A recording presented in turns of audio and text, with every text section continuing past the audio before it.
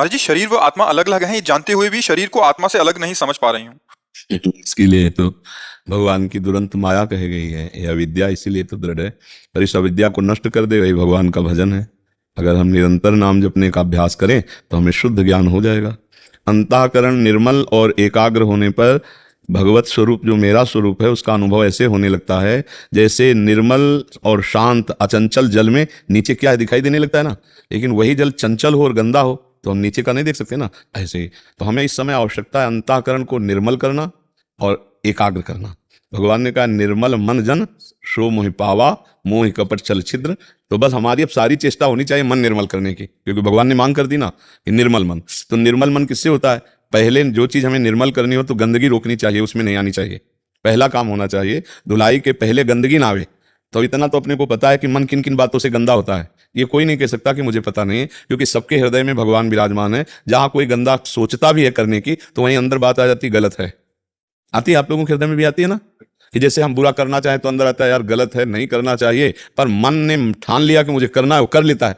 और हम बहुत पश्चाताप करते हैं कि करना नहीं चाहते थे पर अब क्या बताएं, अब हो गया। ऐसा लाख पश्चाताप। बकाया बात इसमें यह है कि हम करना चाहते थे।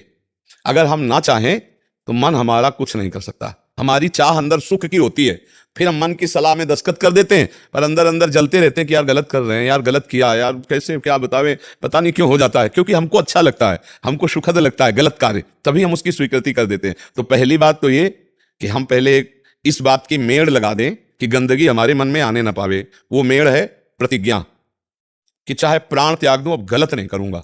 अगर मन निर्मल करना चाहते हो तो पहला नियम लो, चाहे प्राण त्याग दूं पर गलत नहीं करूंगा। और आप में बड़ी सामर्थ्य है, यदि आप सच्चाई से नियम लो तो आप ऐसा कर सकते हो। और नाम जब शुरू करो। महाराज जी, नाम जब शुरू है फिर भी है ना, शरीर बहुत अस्वस्थ है, 6-7 ऑपरेशन हो चुके। तो अब क्या है माता जी, इसीलिए प्रहलाद जी कहते हैं कि बाल्यावस्था से चित्त को भगवान में जोड़ने का अभ्यास कर लेना चाहिए। तब आप नहीं मिले थे महाराज। हाँ वो भरतरी जी ने लिखा यावत स्वस्तमिदम कलेवरम यावत च दूरे जरा। जब तक बुढ़ापा दूर है, बीमारी दूर है, तब तक मन लगा लो भगवान में। और नहीं तो जब शरीर में कष्ट होगा तो मन शरीर में लगा रहेगा, भगवान में तो लगना कठिन। वही मेरा क्वेश्चन है, वही सबसे बड़ा क्वेश्चन है महाराज। तो वैसे मैया अगर राधा राधा राधा राधा प्रति श्वास बोलो तो क्या परेशानी? सब है महाराज जी, तो बस पर शरीर में ध्यान ज्यादा चले जाता है। कोई बात नहीं, कोई बात नहीं है। देखो पूरी जिंदगी गंदा काम किया अजामिल ने, वो अंतिम समय बेटे के बहाने से निकल गया नारायण, तो भगवान की प्राप्ति हुई ना। तो हमको बिल्कुल ज्ञान नहीं है कि मैं आत्मस्वरूप हूं, हम अपने शरीर में फंसे। पर अगर हम ऐसी स्थिति में भी रामकृष्ण हरि राधा राधा बोलते हुए प्राण त्यागेंगे तो हमें भगवान की प्राप्ति हो जाएगी। वैसे हाँ, वैसे सबको समस्या है प्रभु जी। भारत या विश्व में एक आप ऐसे नहीं हो कि आप एक समस्या है, सब कोई समस्याओं से जूझ रहा है, क्योंकि इसका नाम दुखालय है, इसका नाम मृत्यु लोक है। तो हर आदमी यहाँ समस्या से जूझ रहा है। मान लो आपको अपनी समस्या पता है, अच्छा यहाँ किसी को भी खड़ा कर दो और पूछो कि आप बचपन से लेकर अभी तक कोई समस्या में नहीं हो, वो रो के चिल्ला के कहेगा समस्या ही समस्या है, क्योंकि ये देश ही समस्या का है। इसमें कोई समस्या से खाली नहीं है। नहीं, सब ठीक है, दिमाग ठीक नहीं है। इस बात से परेशान कि मैंने उसे प्यार किया, उसने मुझे छोड़ दिया। अब इस बात से परेशान, दिमाग बीमार है।